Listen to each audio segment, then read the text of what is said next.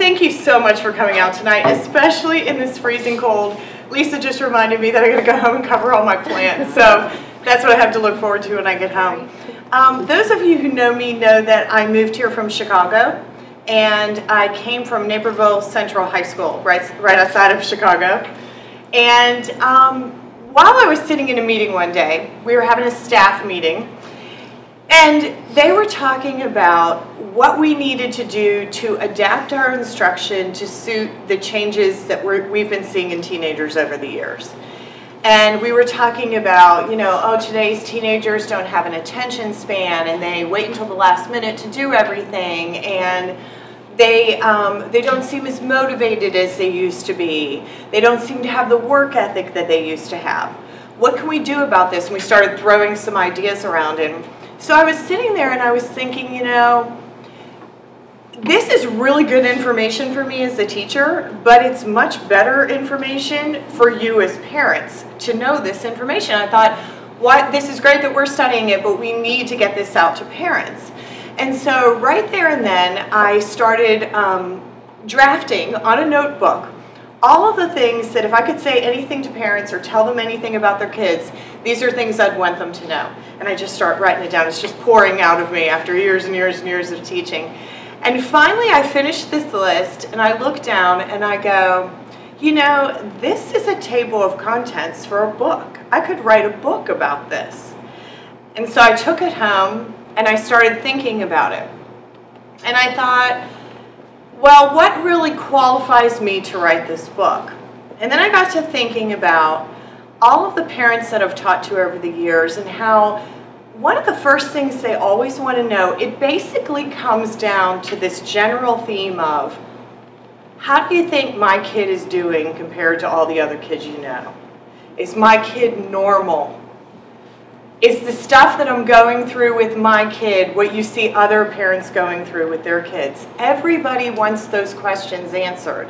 And they feel funny asking it, but sometimes they do. And I thought they really want to know this. And the reason why they want to know this is because every parent's exposure to teenagers is maybe one or two, and they're your own. So you can't very well be objective about your own kids. We try, but we're never really going to be totally objective about our own kids. But I have dealt with, and other teachers deal with, thousands of teenagers over the years. Thousands of them. And we see them raised in all different environments. We see them coming from different socioeconomic levels. We see them coming from very supportive homes to no support at all at home. We see them in every situation. And then over the years, we begin to notice patterns among teenagers. As you get to know their behavior, you start to see, I recognize that teenager. I predict that this is what's going to happen. You just start to do that because you've done it so much. And I thought, for me to have that experience with thousands of teachers and be a parent on my own, I remember when I was raising my two kids and thinking, thank God I'm a teacher, because I know so much from being a teacher that it helps me to be a better parent. So why can't I give that information to parents? Why can't I help them out and answer the questions that they're all asking? And so I took the most common questions that I've heard parents ask over the years. Things like, how do I motivate my kids? How do I motivate my kids to do what I want them to do? Is what I want them to do okay, or should I just let them do what they want to do? Should I go to parent-teacher conferences? Should I push my kids to take AP courses? What did he mean when he said this? Does he really not have any homework? And so on and so on and so on. All those questions. And based on that, I wrote the book. Now, one of the struggles that we have now is we're all in our 40s, maybe 50s, raising teenagers. And teenagers have changed an awful lot since when we were kids. So I'm going to use sort of just a basic symbol of the classroom to illustrate for you how much things have changed. Okay, and I want audience participation. Okay, so what's that thing, that big thing that hangs on the wall in the classroom that you write on? Chalkboard. Did you hear those answers? Okay, so when we went to school, what was that called? Chalkboard. A chalkboard. And we wrote on it with chalk, and if you were a really cool teacher, you wrote on it with colored chalk. And the really plain teachers had white chalk. And they wrote on the chalkboard, and they wrote in cursive. And the students, we were the students, and we sat with our Madonna notebooks and our Michael Jackson notebooks, and we copied the notes in cursive into our notebooks, and then we went home and studied. Okay, flash forward 10 years. Now what's the big thing hanging on the wall? Dry erase board. Oh, a whiteboard, a dry erase board. Okay, so now we have our whiteboard and we have our markers, and now the teachers are printing because Kids don't know cursive. Kids don't know cursive anymore. So they're not even learning it, I don't even think, anymore. So now the teachers are printing on the whiteboards. Fast forward another 10 years, and now we have smart boards. And now you pick up the markers and nothing comes out of them, unless you have your computer on and you're projecting, and then magically the lines appear and you're able to.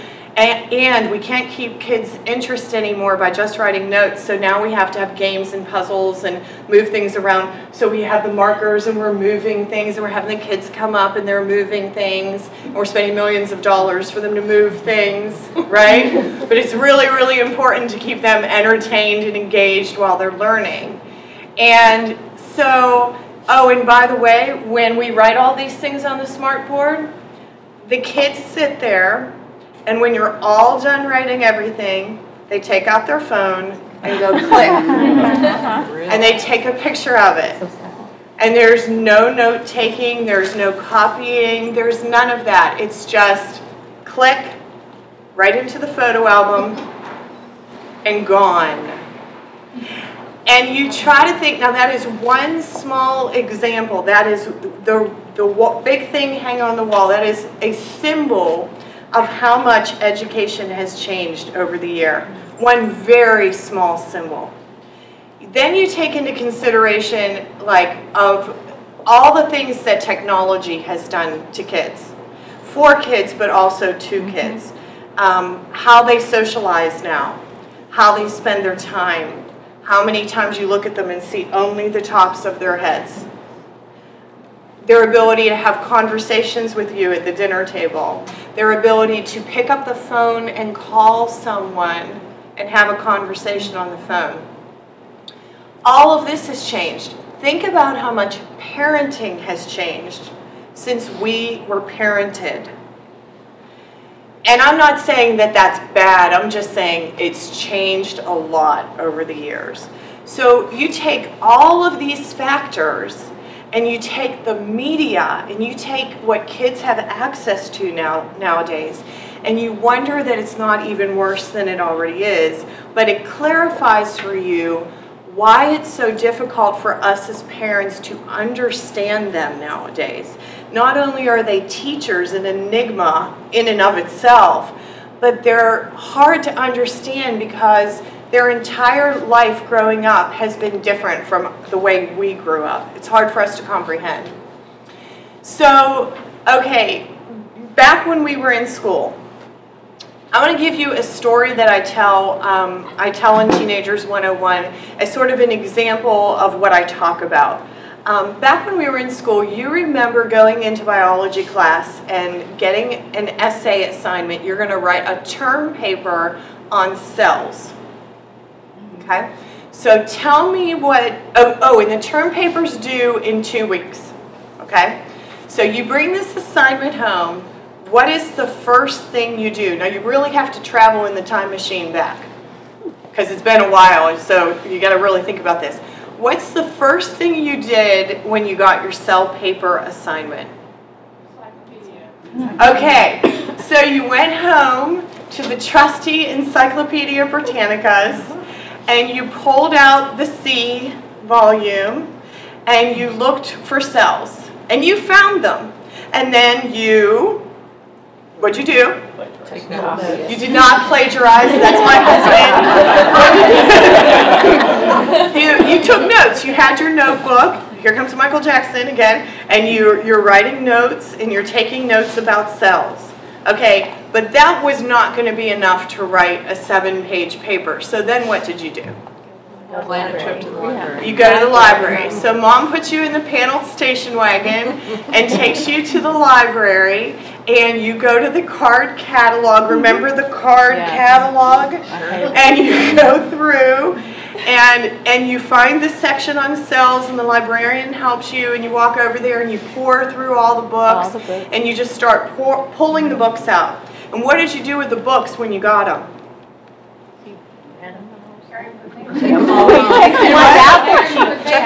You carried them to a table because half of them couldn't be checked out. Remember, they were reference books, so you couldn't check them out. So you carried them over to your table and you started taking notes on cells. Okay, and then let's say we've finally taken all of our notes on cells, and it's taken us hours to take these notes. And then what did we do?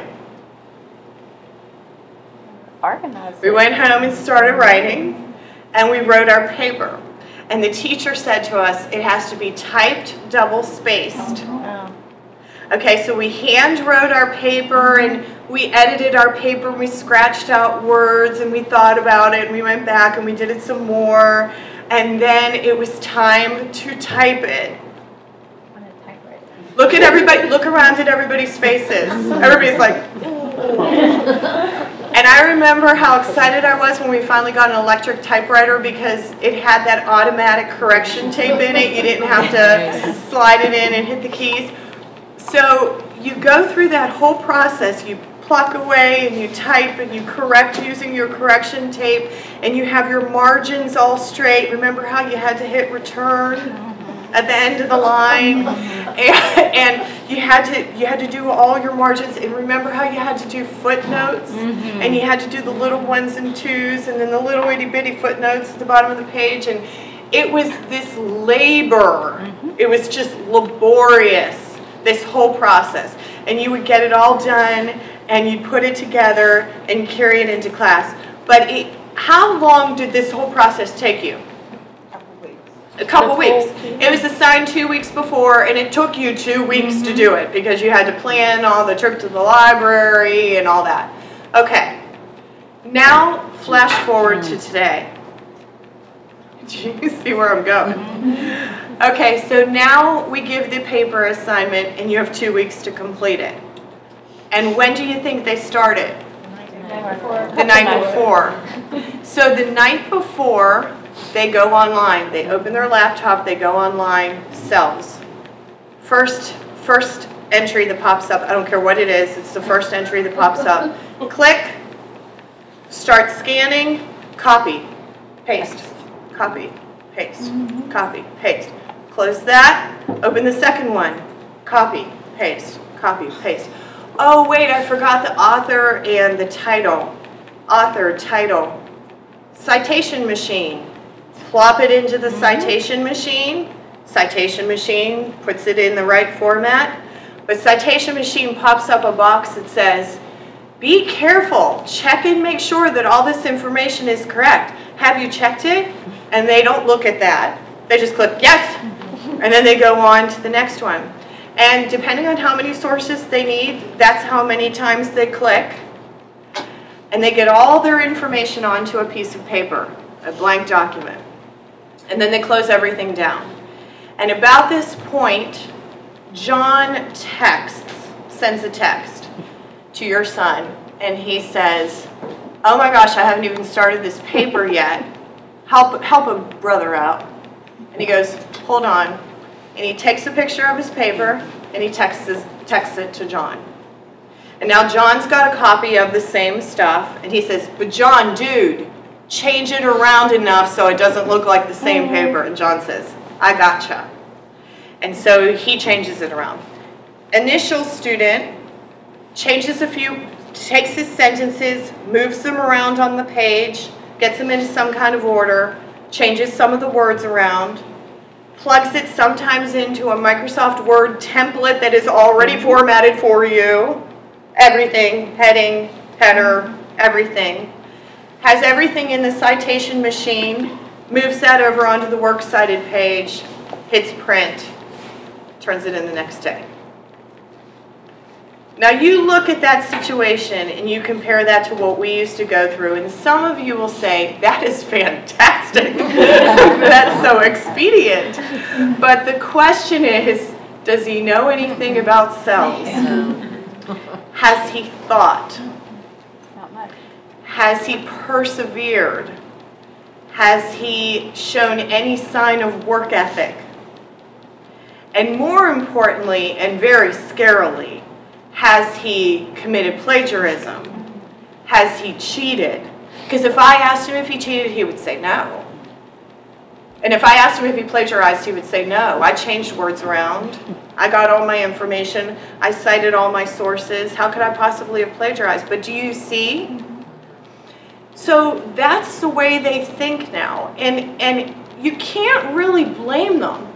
If you grew up in a world where everything could happen like that, you would take advantage of those tools as well, and you would use them. But the problem is there's so many corners being cut that they're really not learning. And the last thing we want to see them do is go on to college and then have them go on academic probation or get kicked out of school because they've done that exact same thing and nobody said anything to them when they were teenagers. So that's how things have changed. So then you're faced with the dilemma of, okay, what do we as parents do about this? How do we change this? And if you think about it, it's really an organizational problem. It really goes back to organization. The kid waiting until the last day to start the assignment. Because if the kid started it the night he got it, he wouldn't have to rush. He wouldn't have to share. He wouldn't have to stress out to the point where you could justify that kind of behavior. Because when they're stressed, they will justify any behavior to get the job done. We all kind of do that. You know, we do what we have to do to get the job done. So what can you as parents do? Some of the things I suggest are kind of changing the tenor of studying. For instance, when assignments are given, they should begin work on those assignments immediately. But you're kind of weaning them off of you, so you don't want to be riding them all the time, but you kind of want to be checking on them and facilitating them as each year they move towards independence. So how about you sit down with your son or daughter and you say, what is a really good time for you when you feel like you can concentrate and make the best use of your time? Like, is it right when you get home, or do you need a break, or do you want to do it after you come back from your sports practice and you've taken a shower and eaten dinner?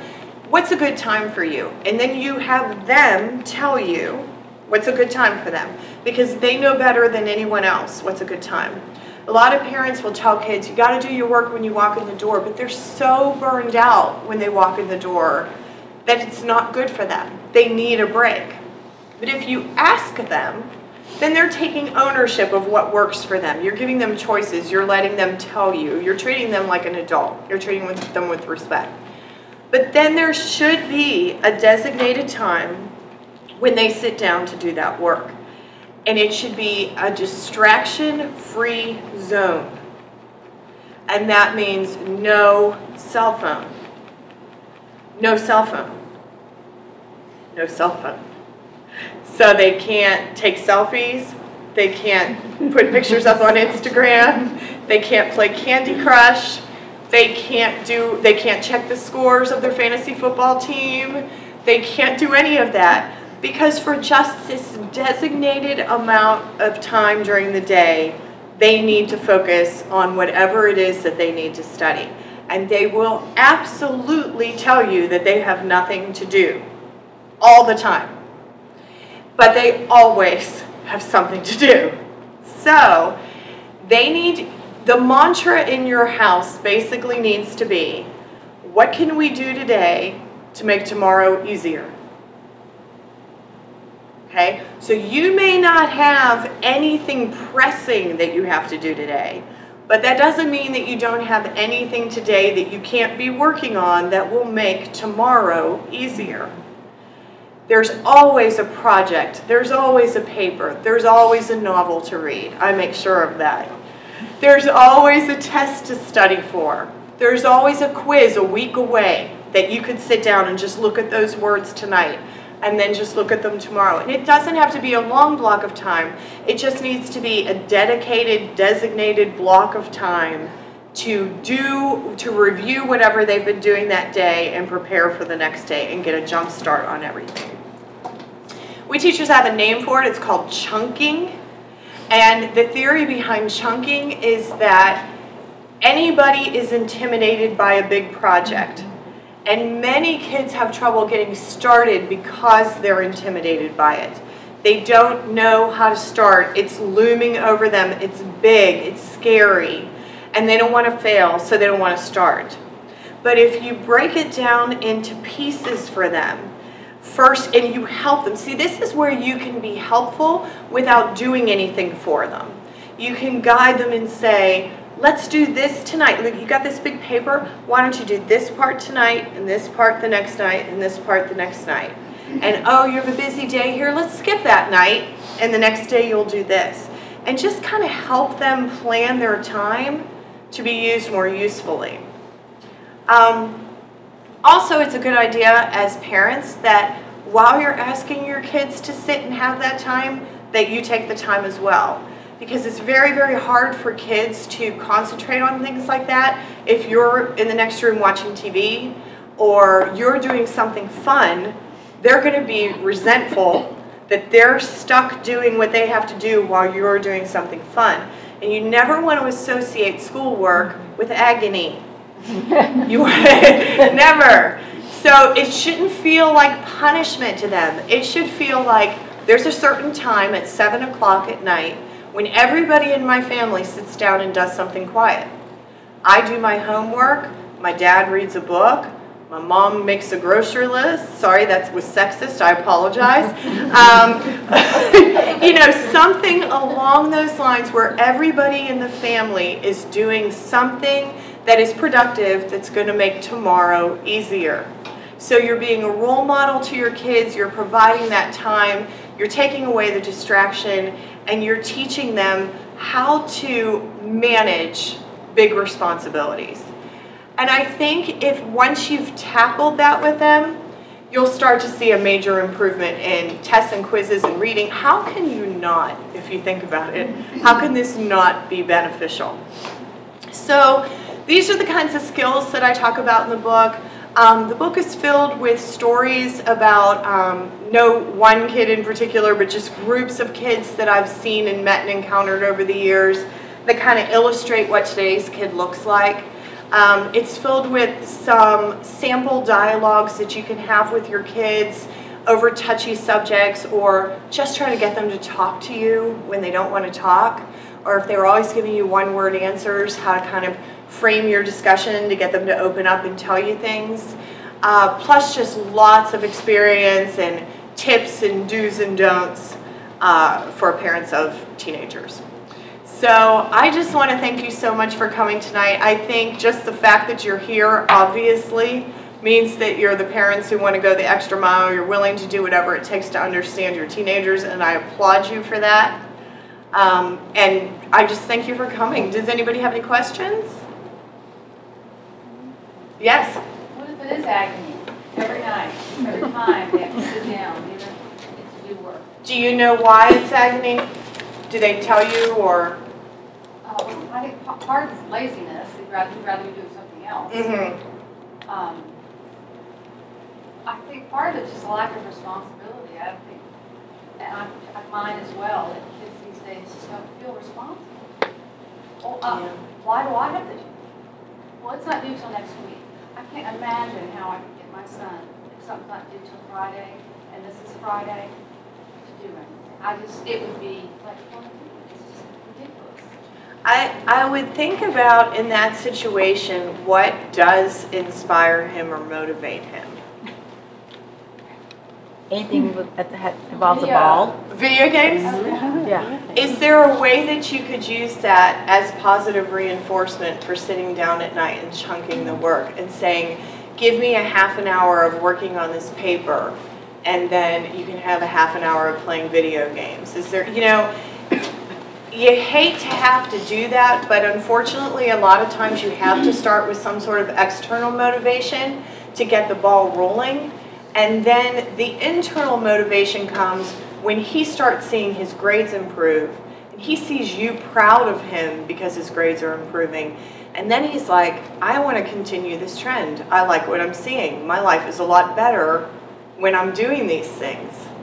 And I think that's the key, is sort of matching what the rest of his life is like by the amount of effort that he's putting into it. And showing him what we all need to learn, which is that when you work hard, there's rewards for that. So maybe start with extrinsic motivation, a few little external rewards, and then kind of wean him off of that as he starts to feel better about things. Any other questions? Okay. Yeah.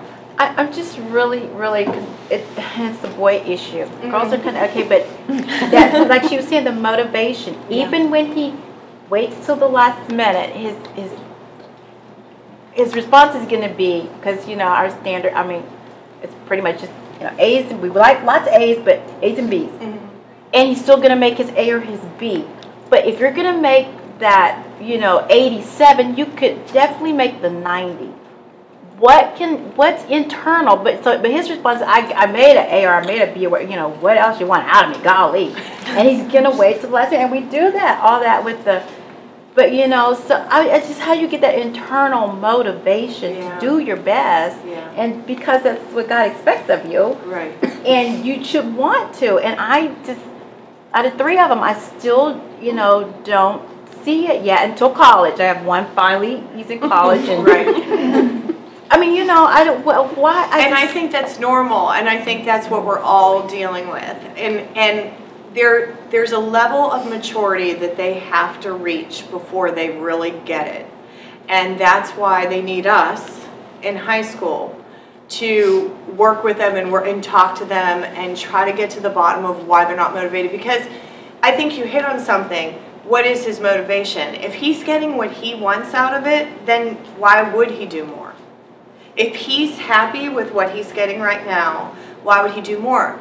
At that point, you have to decide, okay, if you're happy with B's or low A's and you're happy with the GPA that's going to bring you, then you also need to be happy with the school that you end up going to. And it may be that that's what it's going to take. If he has a dream school, that's a great motivator. Not really. No. It's like, I can get in Baylor, that's all I need. Yeah. And it's sad. I mean, it's just so sad to me. I mean, seriously, they just, and it's that, I think, is that just kind of, I don't know, the world, like you just said, it's just so different. Some kids, it's just, they're born with that, achieve kind of that. Right. And my husband kind of just got, like you said, the attitude, like, you're going to reap what you sow. That's what the word says. Right. This is all you're going to sow.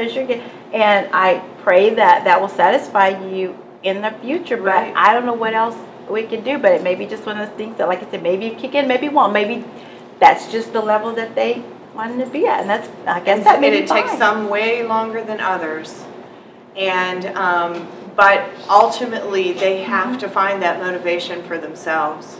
I mean, it has to. I mean, that's what you want, is for them to find that internal motivation. So I say keep doing what you're doing and try not to be too frustrated with them, and know that that's the majority of them right now. They're happy with, that's good enough. That's good enough. And they just need to learn that if that's the attitude, then that's what they're going to get back, is good enough. If they want great, then they got to give great, Yeah. You have that as a chapter in your book. Yeah. About motivation. Yeah. And kind of delving into what motivates kids and why they do what they do and what they're thinking in their heads when you're asking them to do something. And then different ways that you can talk to them. It's going to be different depending on what motivates your child, what matters to him. And it is finding out what's important to him. And sometimes it is so frustrating because you think that what's important to him is just stupid. Like you were saying, video games. But if that's what's important to him and that's his motivation, then you've got to find a way to tie that in to the behavior that you're trying to get from him, and try to motivate him that way.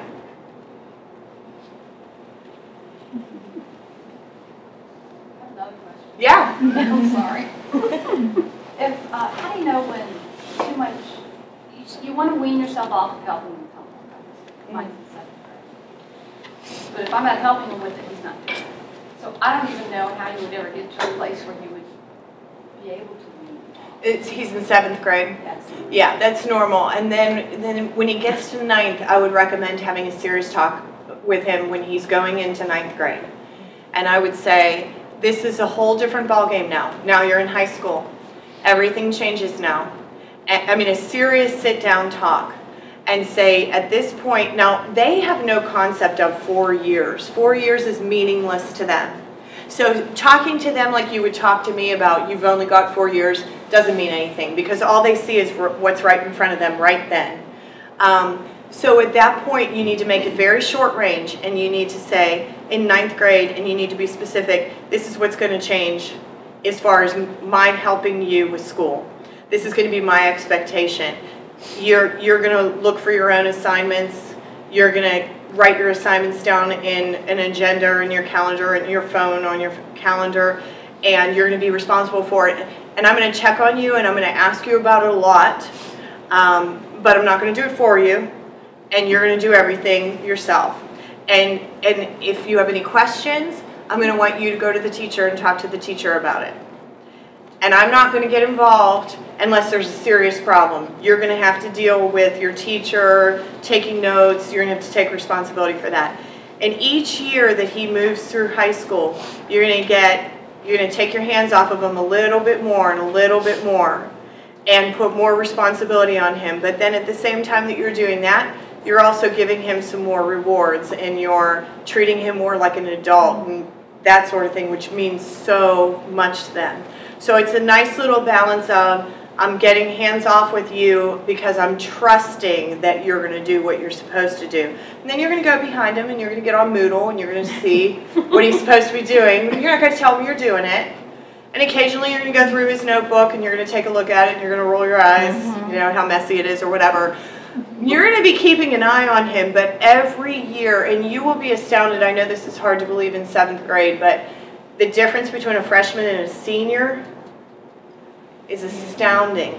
I watched a senior boy talk to a freshman boy in the hallway the other day.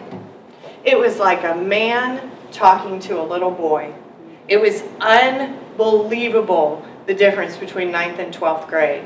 So you'll naturally fall into that because they'll be changing so much in high school. But keep doing what you're doing right now, and then when you get to high school, that's when you have the serious talk about backing off. It's okay to be doing all of it with him now. Yeah, don't do anything for him. Never do anything for him. I'm learning algebra all over. Oh. These are really Yeah. But just basically what you want to be is a facilitator. You want to be a supporter. You want to be the person that is helping him learn good study habits, but not, and quizzing him, helping quiz him when he's got a test or a quiz coming up, asking him questions, or offering to look over his paper to see if you can make some suggestions, editing, or whatever. That's all fine. What you don't want to do is rewrite his paper or rewrite one of the paragraphs of his paper. You don't want to do any of that. They hate that. I talk a lot about that in the book, actually. You just want to facilitate and offer skills, not content. The other thing is, you know, a lot of times parents try to help their kids at home, but they don't do things the way we used to do them. And then you confuse your kids.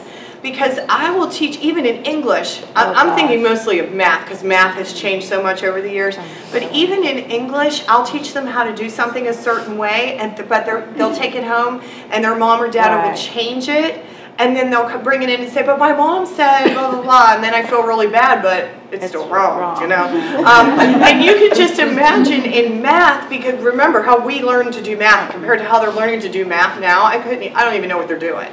So I think you got to be careful about that. You got to trust that the teacher is teaching the content, and your role is more teaching the skills, the study skills, and the responsibility, and them advocating for themselves in the classroom and talking to teachers and not being afraid of them. Yeah.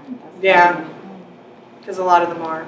Yeah. I think it's like they waited, they procrastinated, but now they're frustrated about doing their project or their homework or studying, and yet you know they need to get busy, but they prefer doing their video games, reading their little books, or watching a TV show.